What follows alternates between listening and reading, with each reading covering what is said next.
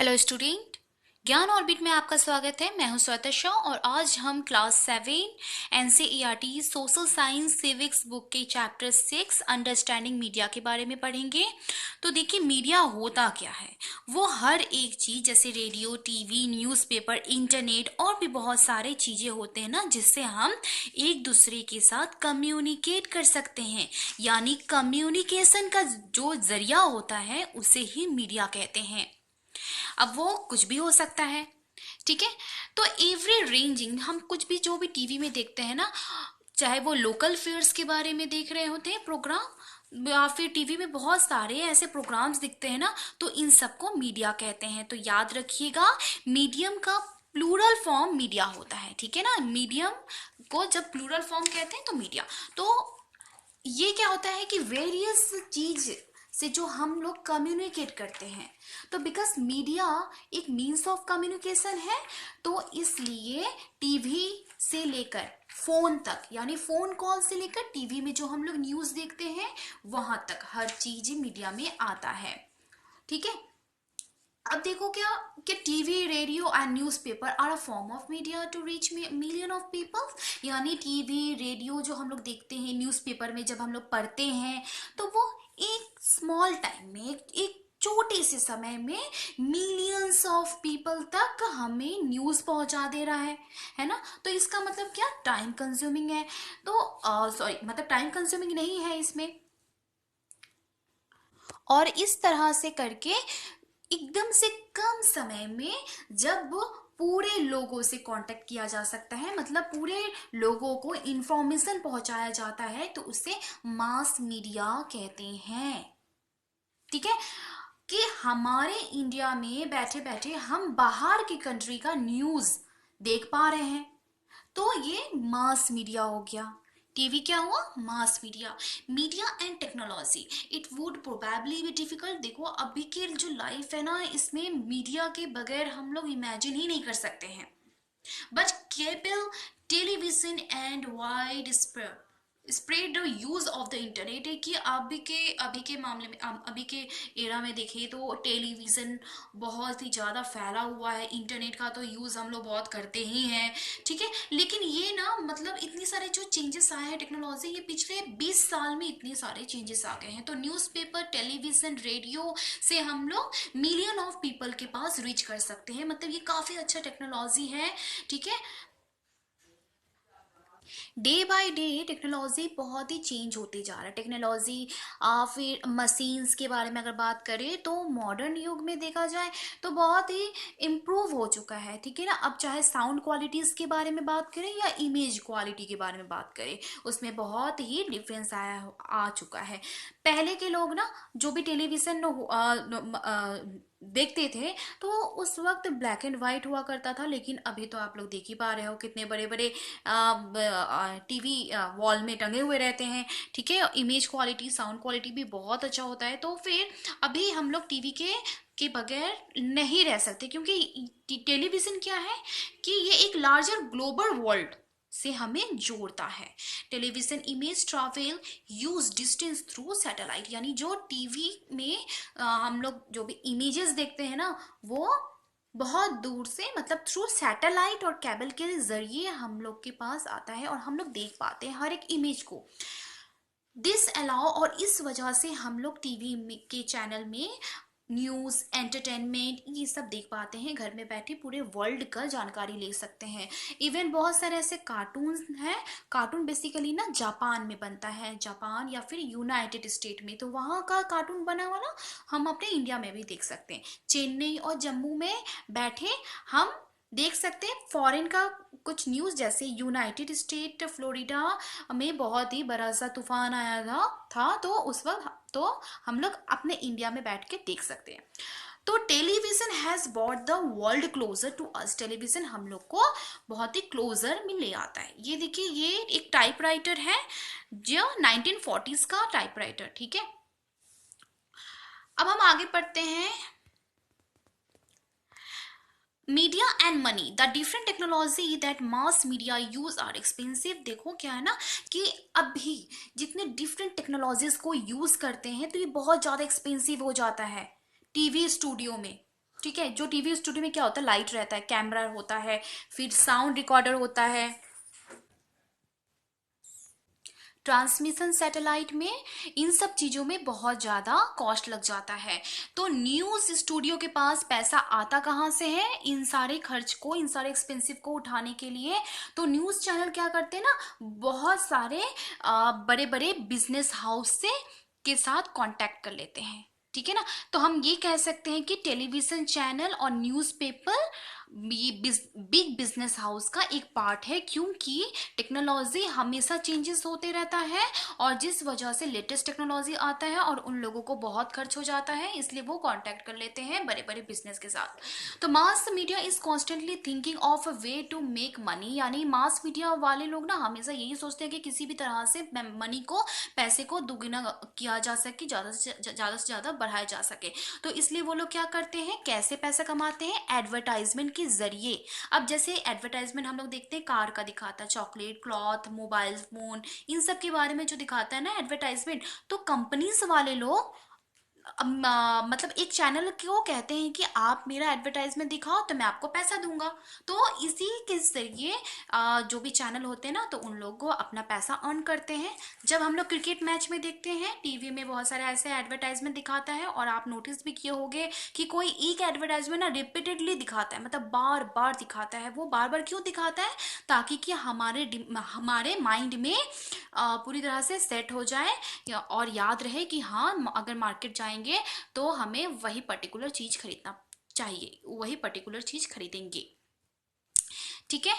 अब हम आगे पढ़ते हैं, media and democracy. In democracy country में क्या है, मीडिया बहुत ही वाइटल रोल प्ले करता है, क्योंकि ये हमारे कंट्री का और पूरे वर्ल्ड का न्यूज़ हमें दिखाता है। ठीक है। जैसे कि हम ये भी देख पाते हैं कि गवर्नमेंट कैसे काम कर रहा है, गवर्नमेंट का क्या एक्शन हो रहा है। ठीक है, वो सब भी हम देख सकते हैं। Some of the way in which they can do this by writing letter to the concern minister organising a public protest, यानी कि अब देखो कि अगर गवर्नमेंट कोई ऐसा स्टेप ले लिया जो हम आम जनता को पसंद नहीं, तो हम लोग क्या करते हैं, प्रोटेस्ट करते हैं ना, ये लेटर लिखते हैं, किसको, मिनिस्टर को लेटर लिखते हैं। अब उसमें क्या हुआ है और कैसे क्या हो रहा है, ये सब हम लोग घर में बैठे टीवी में देख सकते हैं, और गवर्नमेंट के फोर्स कर सकते हैं कि आपने जो डिसीजन लिया है इसको रीथिंक करो, मतलब फिर से दोबारा सोच के अपना निर्णय को बदलो। Given the role that the media plays is in providing information, it is important that the information be balance. देखो, ये बहुत जरूरी है कि जो मीडिया हम लोग को टीवी में दिखाता है ना, तो बैलेंस करके टीवी दिखाना चाहिए, किसी एक पक्ष में अपना फोकस नहीं देना चाहिए। जैसे कि यहाँ पे न्यूज़पेपर में छपा हुआ है कि crack down on polluting factories, यानी इस शहर में ना ट्रैफिक बहुत ज़्यादा जमा हुआ, क्योंकि सब लोग प्रोटेस्ट कर रहे हैं, क्योंकि शहर में बहुत बड़े बड़े फैक्ट्रीज है, और जिस वजह से पॉल्यूशन हो रहा है, और लोग इस चीज़ को लेके प्रोटेस्ट कर रहे हैं कि फैक्ट्रीज को बंद किया जाए। ठीक है, तो उनका भी रीज़न सही है, तो मीडिया वालों ने ये बताया। और नेक्स्ट न्यूज़पेपर में बताया गया है, closure of factories cause unrest, यानी इसमें बताया जा रहा है कि फैक्ट्रीज को बंद कर देने से बहुत सारे वर्कर्स ना, बहुत सारे वर्कर्स लोग वो अनएम्प्लॉय हो जाएंगे, यानी बेरोजगार हो जाएंगे, क्योंकि वो लोग पूरी तरह से उसी में डिपेंड है। और वो कह रहे हैं कि फैक्ट्री में काम करने वाले लोग का मानना है कि इसका रिस्पॉन्सिबिलिटी म्यूनिसिपल कॉरपोरेशन को जाता है, क्योंकि म्यूनिसिपल कॉरपोरेशन ने ही मुझे लाइसेंस दिया, हमारे फैक्ट्रीज को लाइसेंस दिया, और इस वजह से नया फैक्ट्री खुला। ठीक है। तो देखो, तो हम लोग न्यूज़ के जरिए, मतलब मीडिया के जरिए ही पता कर पा रहे हैं कि ये एक्चुअल में क्या फैक्ट है। तो बैलेंस करना, मतलब मीडिया को दोनों तरफ में फोकस दिया गया। अब दोनों की तरफ में फोकस देने पे क्या हो रहा है कि हम दोनों के बारे में जान पा रहे हैं कि फैक्ट्री होने से क्या लोगों को प्रॉब्लम हो जा रहा है, और फैक्ट्री बंद नहीं हो इसका भी रीजन हम जान लिए, क्योंकि म्यूनिसिपलिटी कॉरपोरेशन ने ही परमिशन दिया था। तो अब इसके बारे में जानने के बाद ही क्या करते हैं, गवर्नमेंट इसमें एक्शन लेगा। ठीक है, गवर्नमेंट इसमें एक्शन लेता है कि क्या सही होना चाहिए, तो इसलिए बैलेंस करना बहुत जरूरी है। ठीक है, अब हम चलते हैं कि सेंसरशिप किसे कहते हैं। जब कुछ ऐसे सीन होते हैं, मूवी के कुछ ऐसे सीन हो जाते हैं ना जिसको बैन कर दिया जाता है, या कुछ ऐसे गाने के कुछ ऐसे लिरिक्स होते हैं यानी लाइन होता है उसको बैन कर दिया जाता है। तो जो भी सारे न्यूज़ आइटम आ रहा है या मूवी आ रहा है तो सबसे पहले उसे सेंसरशिप में भेजा जाता है, यानी गवर्नमेंट मीडिया को कंट्रोल करता है। पहले सेंसरशिप में चेक होता है कि क्या ये मूवी अच्छा है, क्या ये सॉन्ग अच्छा है, क्या ये न्यूज़ अच्छा है।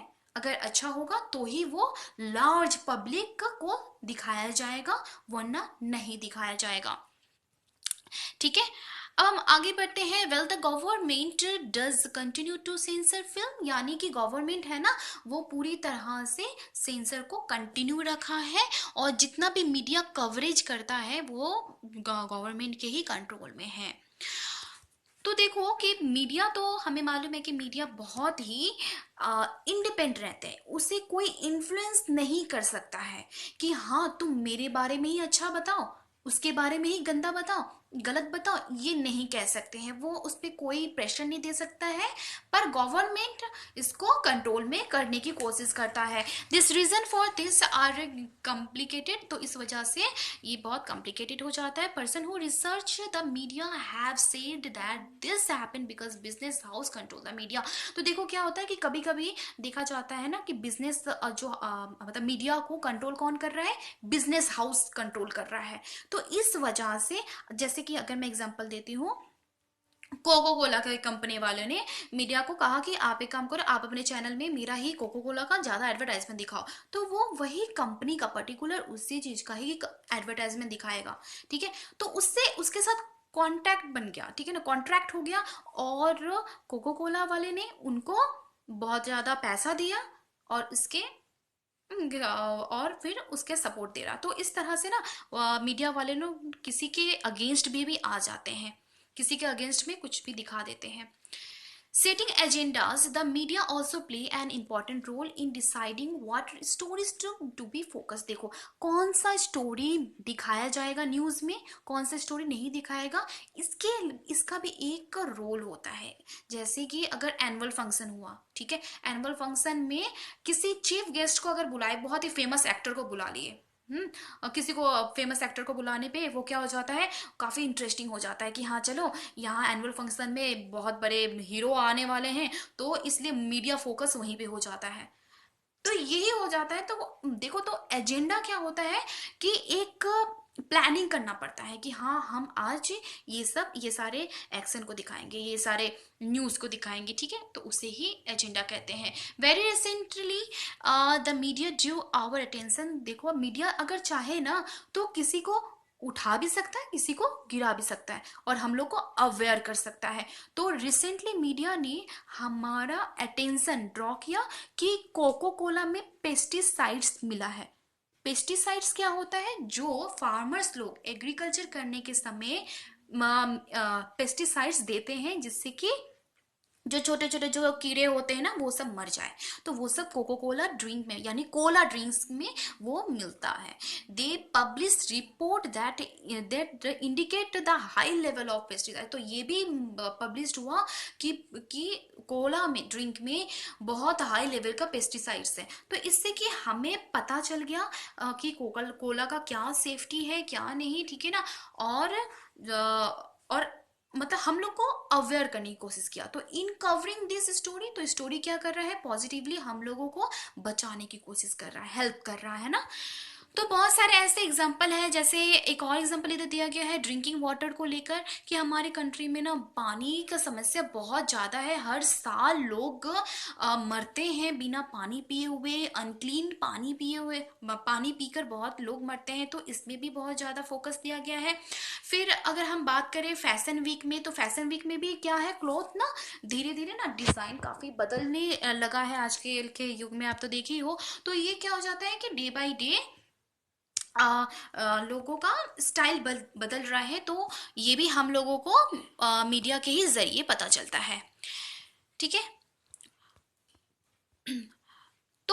तो इसमें हम लोग ये पढ़े कि media decide what to focus, मतलब मीडिया ही डिसाइड करता है कि हम लोग को कि वो क्या फोकस करेगा, किस न्यूज़ को सबसे ज़्यादा दिखाएगा, यानी सेट द एजेंडा, यानी एजेंडा को सेट करेगा कि क्या हमें न्यूज़ में दिखाना चाहिए क्या नहीं, ठीक है।